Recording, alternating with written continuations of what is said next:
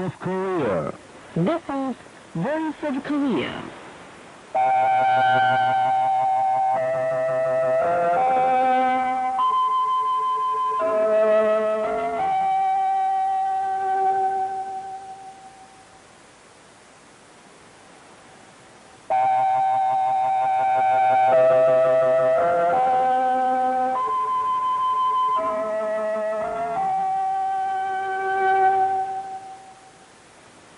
This is Voice of Korea.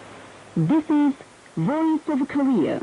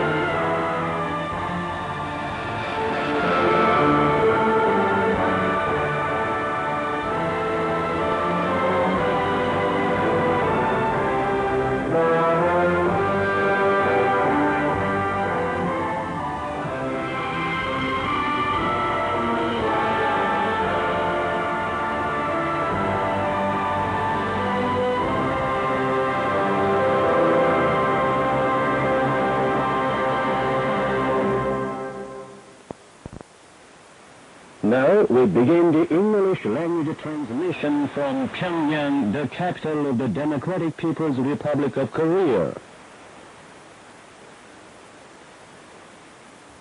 Dear listeners, you are welcome to Voice of Korea. Today's programs will begin with the news. After the news, you'll hear the last installment of the great leader Kim Il-sung's work, The Path of the Korean Revolution, and in an account, a turning signature in the history of the Korean reunification movement. And then we present the seventh installment of the memoirs, Humankind Will Remember Him Forever, written by Keserzung Rayanaj, former Minister of Education and Culture of Nepal. And in an account, the conference of the Workers' Party of Korea will be significant. Next, foreigners' comments, most superior public health system of Korea. And finally an account, faithless act of inviting a civil war to the Korean Peninsula. And between the programs, you'll enjoy some songs. Now here is the news.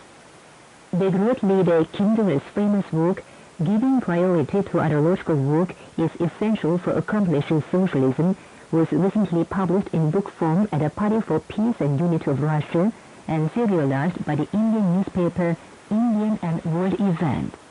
The Indian newspaper carried a photo of leader Kim Jong-il. Memorial meetings recently took place in Italy and Thailand on the occasion of the 16th anniversary of the demise of the great leader President Kim Il-sung. Hung on the front walls of the venues of the meetings were portraits of the great leaders Kim Il-sung and Kim Jong-il. Present at the meetings were many people, including personages of the struggle for the peace and socialism, the grassroots trade union for the improvement of working conditions of the working people, and the newspaper Contropiano of Italy, the Organization for the Study of the Tutsi Idea of Thailand, the Thailand Korea Friendship Association, and other institutions. Speakers at the meetings stressed that President Kim Il-sung was an uncommon veteran statesman and peerless great man who rendered great services to the Korean Revolution and the cause of global independence with his outstanding leadership. They said with high appreciation that the Korean people are registering great successes in the confrontation with the imperialist Allied forces under the banner of the Tutsi idea and Sungun idea, created by President Kim Il-sung and developed and enriched by leader Kim Jong-il. Newspapers of different countries recently featured the 16th anniversary of the demise of the great leader President Kim Il-sung. The Guinean newspaper Horoya carried a special article illustrated with a portrait of the great leader President Kim Il-sung wearing a sun-like smile. The article said that it is nearly 16 years after the demise of President Kim Il-sung, but many people of the world are warmly remembering him. And the article wrote that in his lifetime, the president met more than 70,000 political and public personages and common people of different countries and gave clear analysis and answers to the events arising on the international arena and political problems.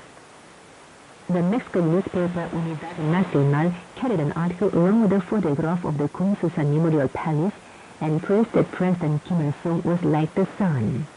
The article said, the name of President Kim Il-sung is a pronoun of both admiration and praise, and added that even at this moment, people are coming endlessly to see the president whose laid state at the Kun Susan Memorial Palace.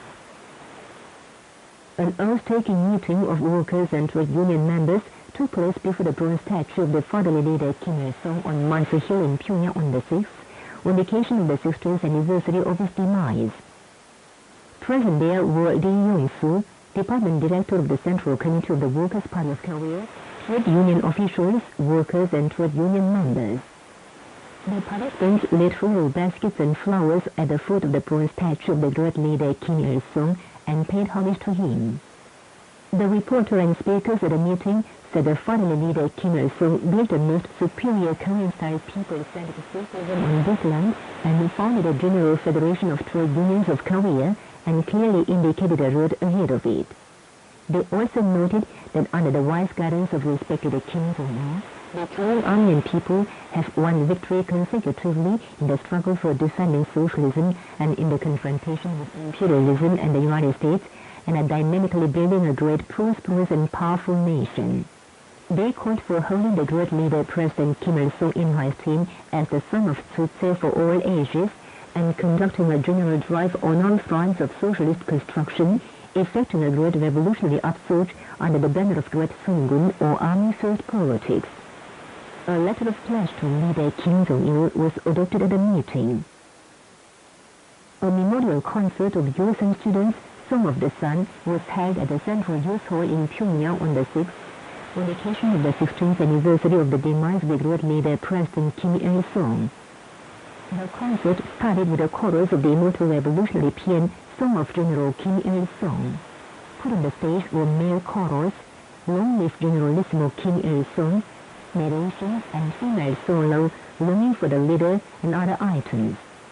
The concert was introed by Lee Yong-soo, Department Director of the Central Committee of the Workers' Party of Korea, officials concerned, and youth and students in Pyongyang. All union members had a memorial stage who will sing the Song of the Sun forever under the leadership of General Kim Jong-il at the Women's Hall in Pyongyang on the 6th, on the occasion of the 16th anniversary of the demise of the great leader President Kim Il-sung. Speakers there stressed that the life of President Kim Il-sung is a history of love of the benevolent father who brought up the Korean women as true revolutionaries and heroines of the era and gave them a dignified life and boundless happiness, and expressed their firm resolve to fulfill their duty as the women of the Sungun era in the building of a rich and powerful country. A home-visiting group of Koreans in Japan led by Kwon Suk-ryong, Deputy Department Director of the Central Standing Committee of the General Association of Korean Residents in Japan, arrived in Pyongyang by air on July the 6th and placed bouquets at the foot of the bronze statue of the great leader Kim Il-sung on Mansu Hill and paid homage to him. The production of mass consumer goods is increasing at the factories under the Ministry of Light Industry in the Democratic People's Republic of Korea. The ministry's plan of total industrial output value for June was fulfilled at 126%, and the production of main indices such as ordinary clothes, knitwear, and footwear increased by 12%, 40%, and 65% respectively in the first half of the year as against the same period of last year. Rural communities in South Pyongyang Province, the DPRK, are concentrating efforts on the prevention of flood damages. Thanks to the efforts of the agricultural officials and workers in the province, tens of reservoir dams have already been reinforced, a total of hundreds of kilometers of irrigation canals arranged, and the drainage and pumping equipment has been completely repaired and readjusted. The Provincial Rural Economic Committee and the City and County Cooperative Farm Management Committees have specifically organized the work to find out all the imperfect objects and places in all farms and take necessary measures according to the order of priority, and thus are making a success in the work to prevent damages by heavy rain and storm. A modern gymnasium of Southern Province will be built in Kanye City, covering an area of more than 10,000 square meters.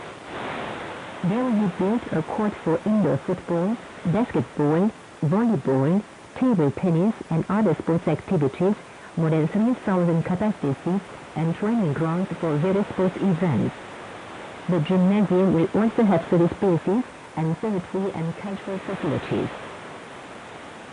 Wreaths were laid before the tomb of hero of the DPRK An Dong-soo in the Petroleum Martyr Cemetery in Pyongyang on the 6th, on occasion of the 60th anniversary of his death in battle. A wreath sent by the great leader Kim Jong-il was laid before the tomb. Present at the wreath-laying ceremony was Kim Ki-nam, secretary of the Central Committee of the Workers' Party of Korea, personages concerned, and officers and soldiers of the Korean People's Army. Also present there were Russian resident Korean Sun Yul-sing, widow of hero An Dong-soo, and bereaved family. Wreaths and bouquets were laid at the tomb in the name of the Ministry of the People's Armed Forces, Unit of the Korean People's Army, the Korean Revolution Museum, and the Bureau for Overseas Koreans. The participants observed a moment's silence in memory of An Dong-soo, who died while heroically fighting in support of the military's strategic idea and leadership of the great leader President Kim Il-sung during the Workers' Parliament Liberation War. A spokesman of the Committee for the Peaceful Reunification of Korea issued a press statement on the 7th as regards the fact that South Korean puppets are becoming more zealous in their racket of confrontation with the DPRK, carrying the keys to the sinking of the warship here and there. The press statement said, during his recent visit to Canada, trade rating embarked major chief executives of the United States, Japan, and different other countries, and that for international cooperation concerning the issue of the sunk warship. In Panama and Mexico, too, he begged high-ranking personages of Central American countries to support their conspiratorial measures and picked up even a so-called special declaration. Especially the South Korean puppets are for shifting the responsibility for the case of the sunk warship onto us and denouncing us at the UN Security Council. Their moves are the last-ditch efforts of those convinced by the power of demonstration and military attainment abroad at the revelation of the truth behind the conspiratorial case and a loud voice calling for reinvestigation into the case within South Korea. We have already proposed dispatching an inspection group of the National Defense Commission and making an inter-Korean joint investigation so as to clarify the truth behind the case of the sunk warship. This notwithstanding, the South Korean puppets carried the case to the United Nations, making a fuss. It clearly proves that the recent case is a conspiratorial farce for a dishonest purpose to do harm to somebody. What cannot be overlooked here is that the United States is actively supporting the South Korean puppets and instigating the conspiratorial racket of confrontation with the DPRK concerning the case of the sunk warship. The United States seems to bring the case of the sunk warship to the UN Security Council for discussion and do harm to somebody, starting with the South Korean puppets. Looking beyond it is the strategic attempt of the United States to more tightly control its junior allies, domination and influence over the Northeast Asia, and strengthen its moves for aggression and war. In case a conspiratorial document slandering us in a little is fabricated at the UN Security Council through dastardly collusion with the South Korean traitors and the United States, our army and people will regard it as an unpardonable grave infringement upon the dignity of our state and will not rule out a just resolute war for defense of sovereign rights, the press statement stressed. The Joint Conference of Civic and Public Organizations against the redispatch of troops to Afghanistan and progressive opposition parties of South Korea held a joint press conference before the National Assembly in Seoul on June the 30th and denounced a traitorous remember group for their movers to dispatch troops to Afghanistan again. A statement was read out at a press conference. The statement mentioned the desperate efforts of the South Korean regime to dispatch military troops to Afghanistan again, and criticized that the redispatch of troops to Afghanistan is a reckless and dangerous military intervention which has nothing to do with the rebuilding of that country. The statement strongly demanded that the Nuremberg regime immediately stop the redispatch of troops to Afghanistan. A spokesman for the Democratic Labour Party of South Korea released a commentary on June the 29th, denouncing the pro-U.S. submissive acts of the South Korean public authorities planning to hold additional negotiations for the conclusion of free trade agreement. The Security Investigation Team of the South Korean Public Seoul District Police Agency recently summoned and investigated former and incumbent corps members of the headquarters of the Movement for the Withdrawal of the U.S. Forces.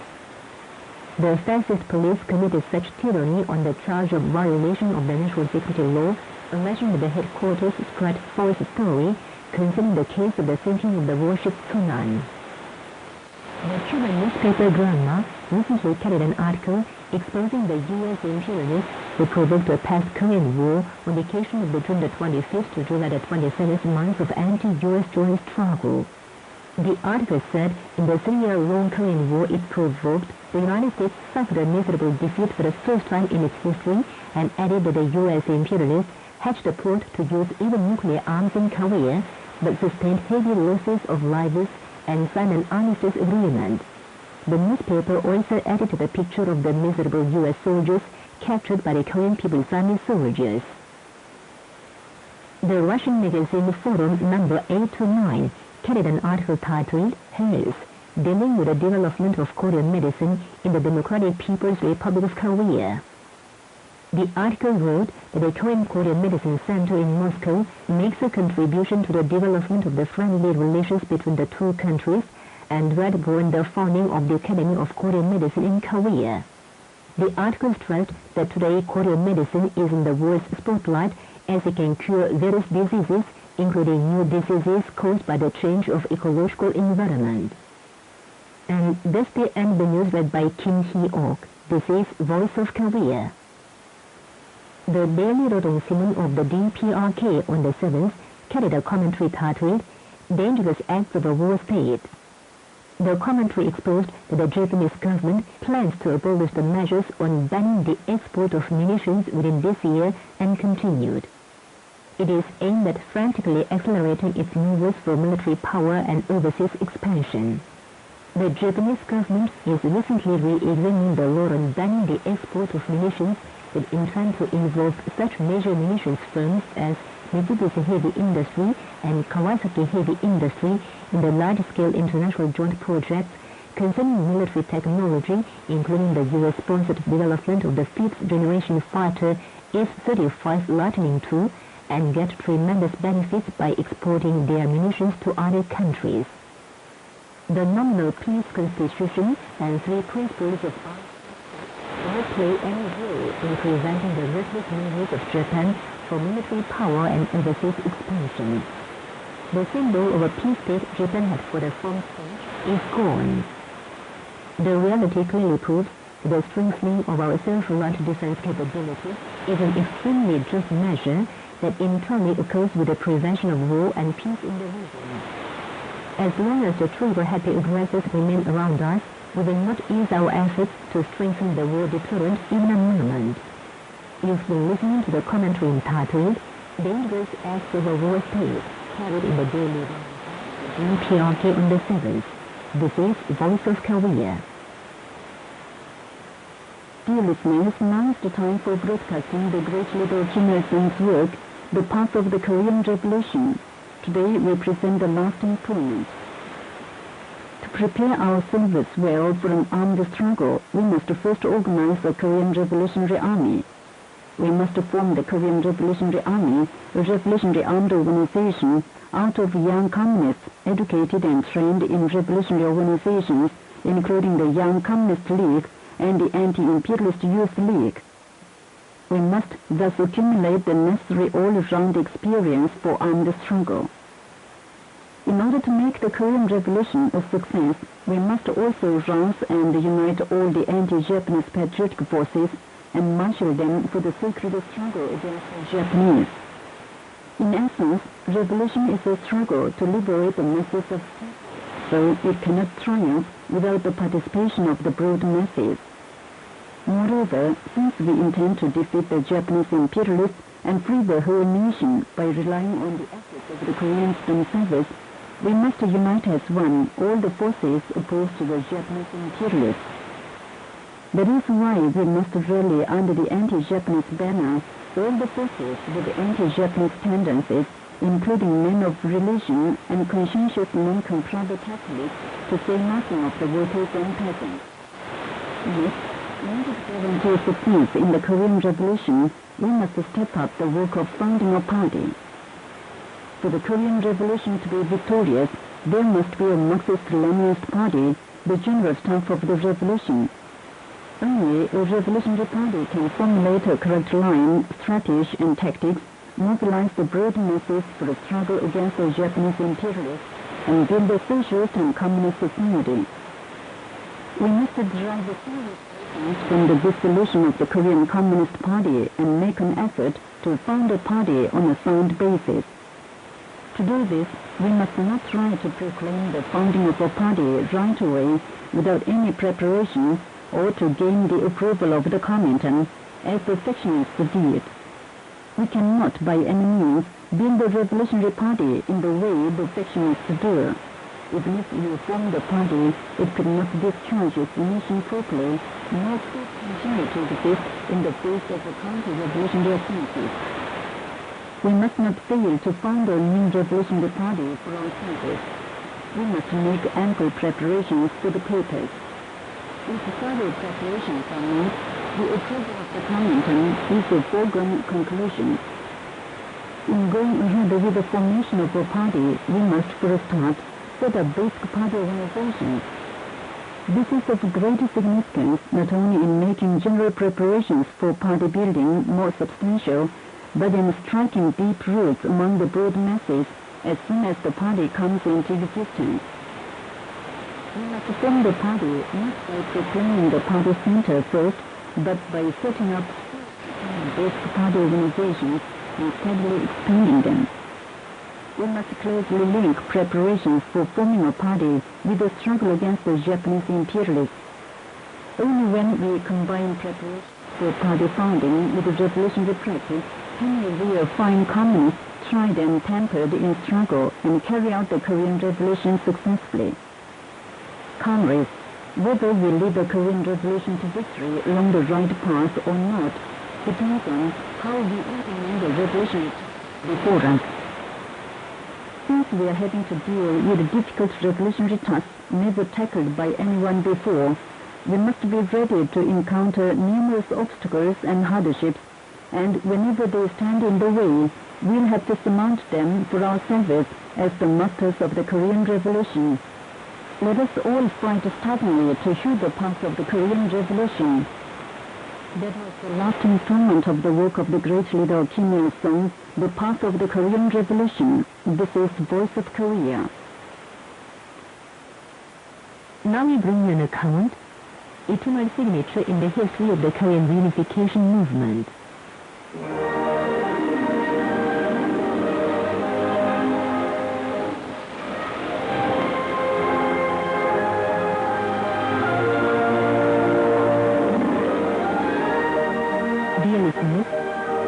Is on the military demarcation line that divides the Korean peninsula into the north and the south. A granite monument of President Kim Il-sung's signature is standing in the northern portion of Panmunjom. Kim Il-sung, July 7, 1994. This signature makes the Korean people and progressive people warmly recall the immortal exploits of President Kim Il-sung, who devoted his whole life to put an end to the treacherous national division. After accomplishing the historic cause of Korean liberation in August 1945, President Kim Il-sung made great efforts for about half a century to reunify the country divided by the U.S. imperialist occupation of South Korea. President Kim Il-sung put forward many reunification overtures, including the 3 principles of national reunification, the 10-point program of the great unity of the whole nation, and a proposal for founding the Democratic Federal Republic of Korea, and vigorously led the Korean people to their implementation. He conducted energetic activities to open a decisive phase of national reunification, even though the country's situation was strained as ever due to the U.S. imperialist ceaseless war movers in the 1990s. So an agreement was adopted on opening inter-Korean summit talks in Pyongyang towards the close of July 1994.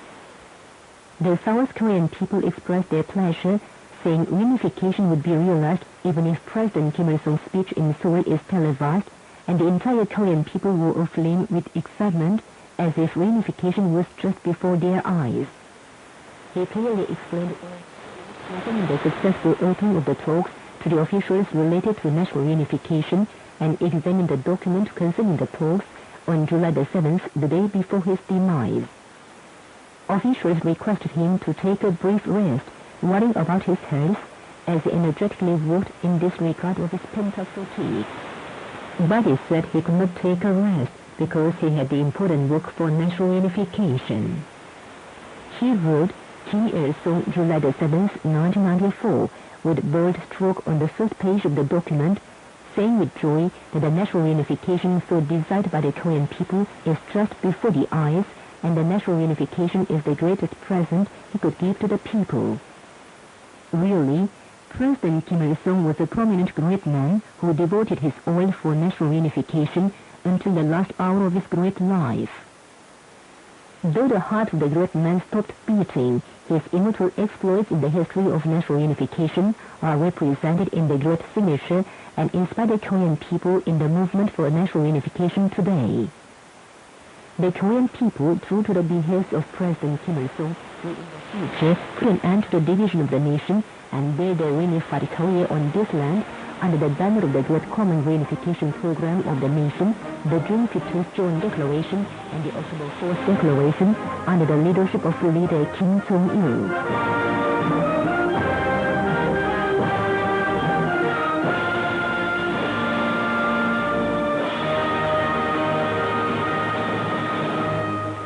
You've been listening to an account, eternal signature in the history of the Korean reunification movement. This is Voice of Korea. We now present a female solo and mixed bangchang. My country is the eternal leader's country. Holding the leader in high esteem forever, we will believe and follow the general. The country and people will shine forever with the name of the leader. We are the happy people of the leader. My country is the eternal leader's country.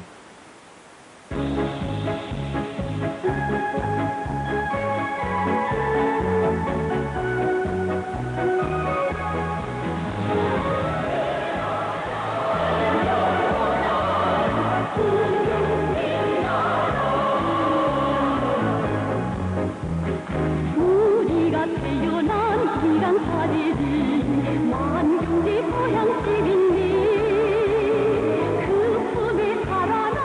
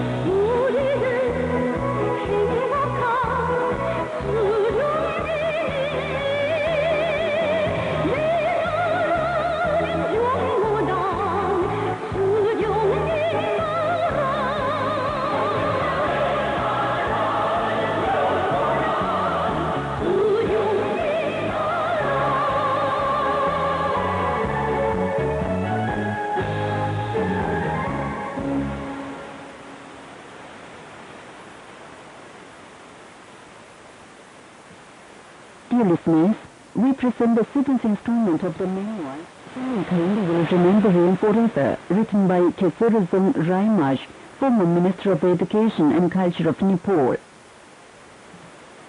In April 1991, I visited Korea and witnessed the embodiment of the Tsuchi idea in reality.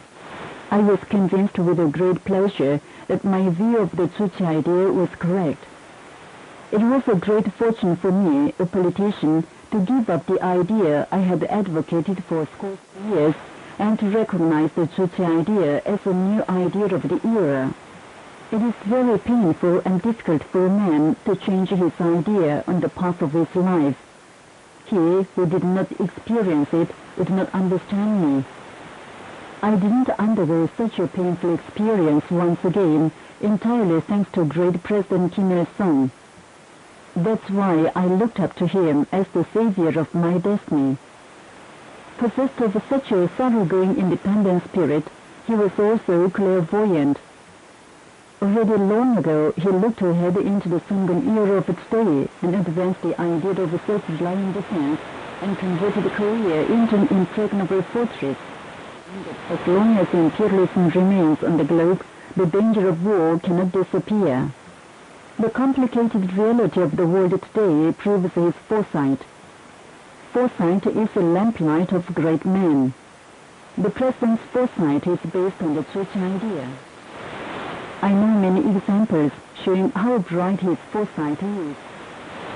Addressing the Beijing celebration meeting in China in 1959, he said great socialist China stands like a high mountain before the world.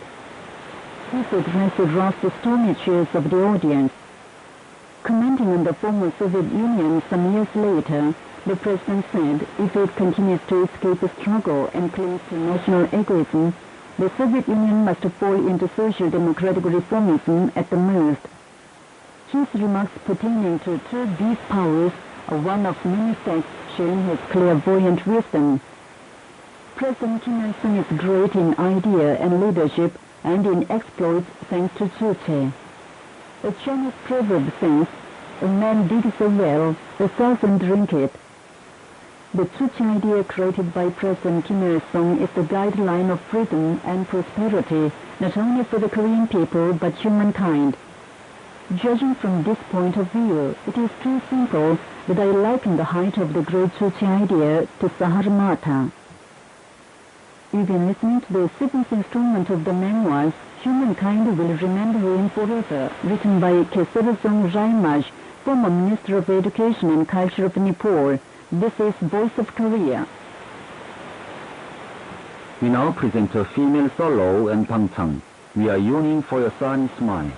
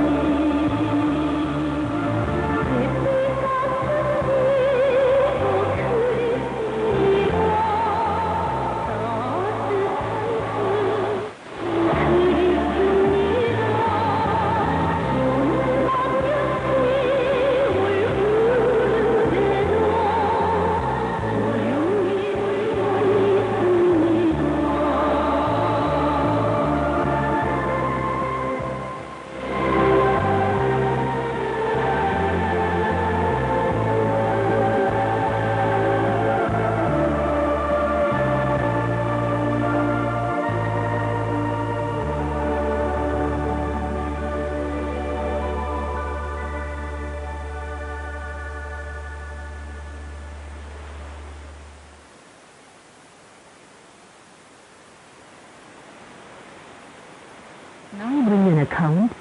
The conference of the Workers' Party of Korea will be significant.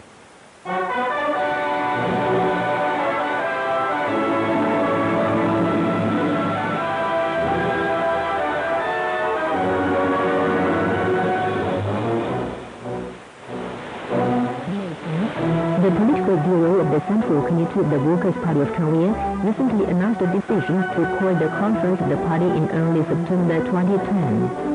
The conference will be held at a historic time of a decisive turn in the revolutionary course of Tzu-tse and in the course of building a thriving socialist nation of the Korean people. That's why the conference will be a political event of great significance in strengthening the party and developing its leading function and role in accordance with the new requirement of the development of the Korean Revolution. The conference of the Workers' Party of Korea will elect the supreme leadership of the party. The election will remarkably increase the leadership ability of the party as the organizer and guide of all victories of the Korean people. The forthcoming conference will have great significance in further deepening the people's confidence in the party and strengthening the might of the harmonious whole of the party and people. The conference will mark an important historic occasion in victoriously advancing the Korean Revolution and brilliantly accomplishing the cause of the building of a great, prosperous and powerful nation under the leadership of the Workers' Party of Korea. On the occasion of the conference, the leadership of the Workers' Party of Korea upon the revolution and construction will be more firmly ensured, and a greater leap forward will be made in the building of a thriving nation of the Korean people. Really, the conference to be held in the significant year marking the 65th founding anniversary of the Workers' Party of Korea will be a historic occasion, powerfully demonstrating the Tzu-tse-built and revolutionary character and militant power of the Workers' Party of Korea, founded by President Kim Il-sung and led by leader Kim Jong-il.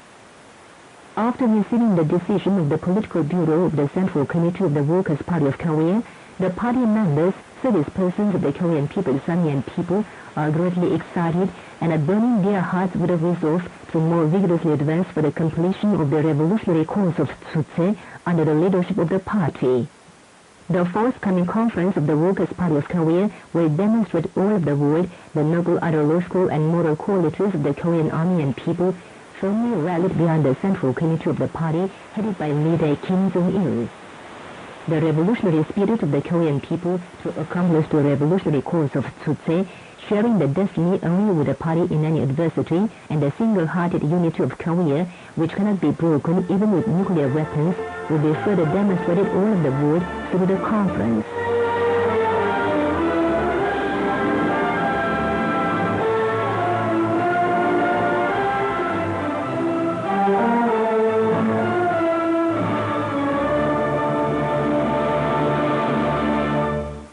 You've been listening to an account.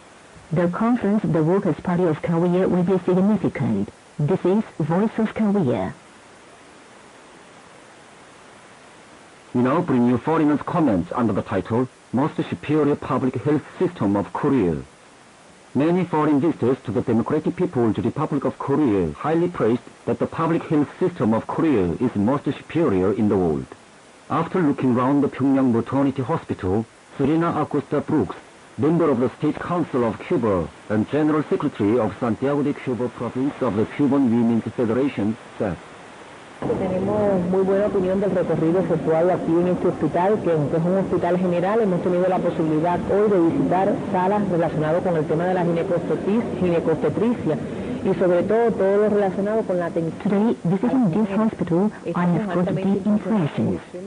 Looking around different rooms of the obstetrical and gynecological department, I have realized that everything is linked to concern for women. I've learned that the medical workers are rendering good services in support of the letter of great Kim Jong-il on putting everything at the service of the people. Public health should serve the people, and healthy people can build a society well. I admire the treatment for the pregnant women and all the work done by the specialists. I wish you a greater success in your work for the people. After her visit to the Pyongyang Maternity Hospital, Sarantoya, member of the Leadership Council of the Mongolian Mount-Baekdu Association for Independent Development, said,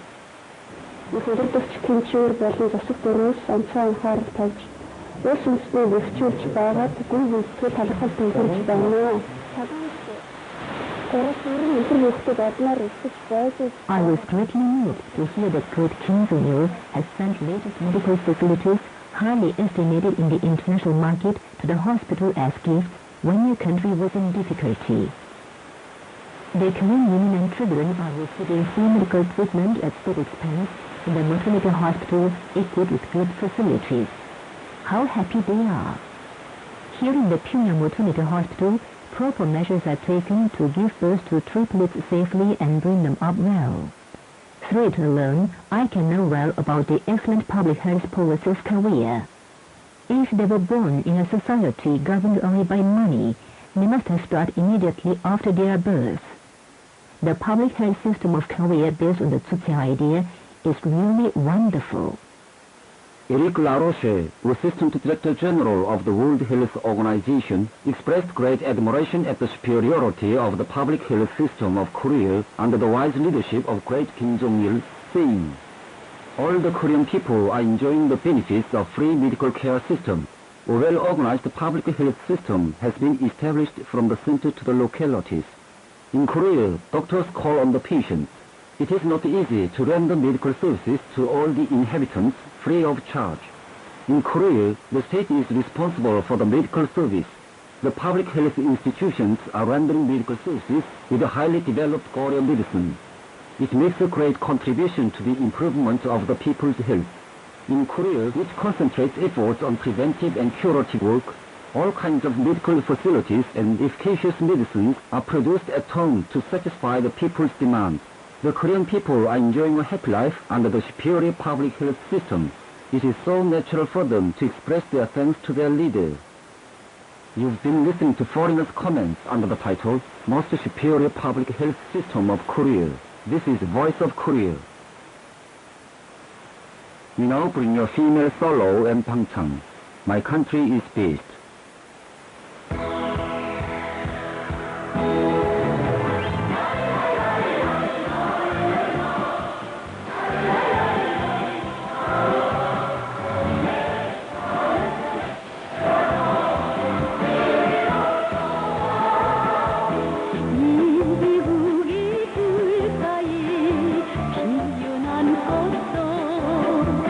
내 나라 꽃보다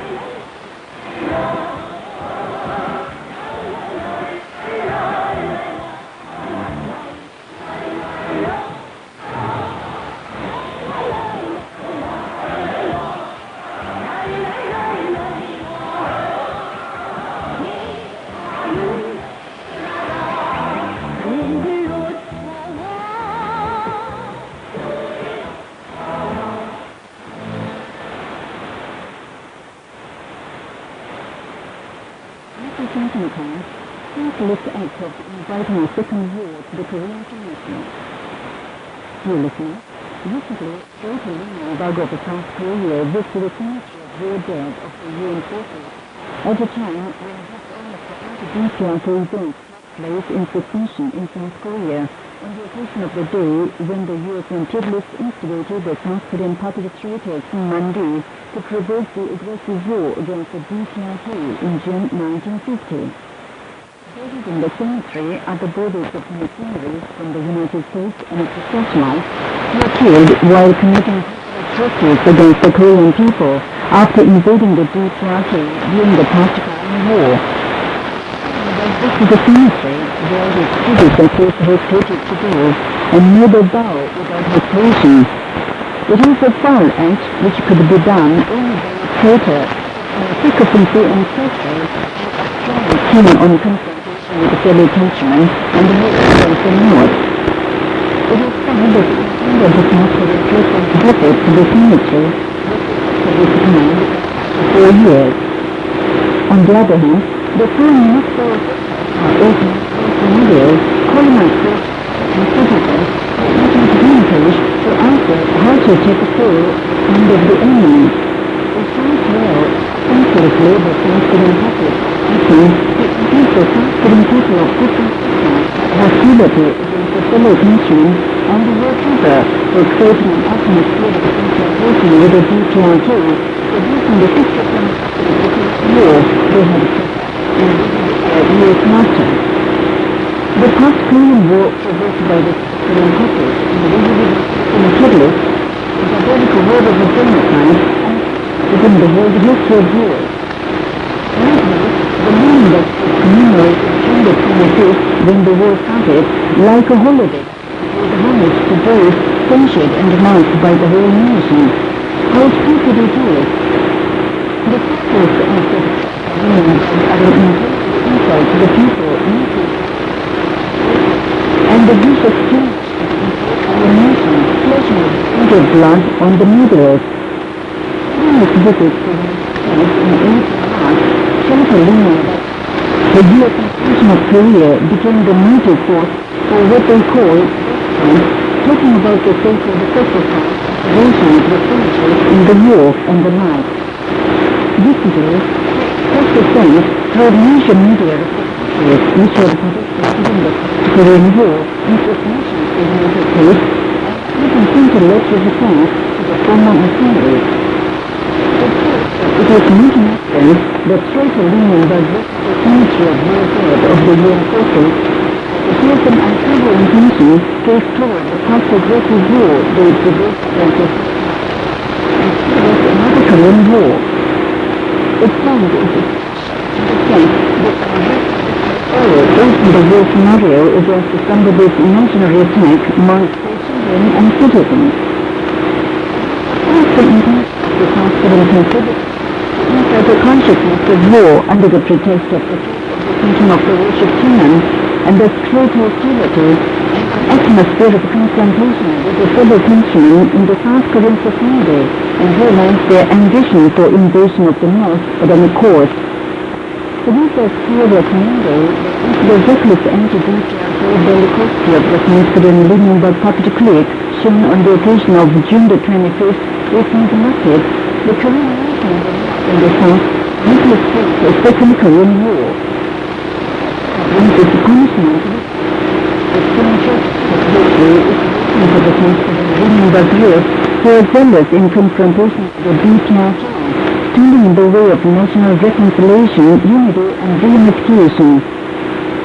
With an listening accounting counter, senseless act inviting a second war to the Korean Peninsula. This is Korea.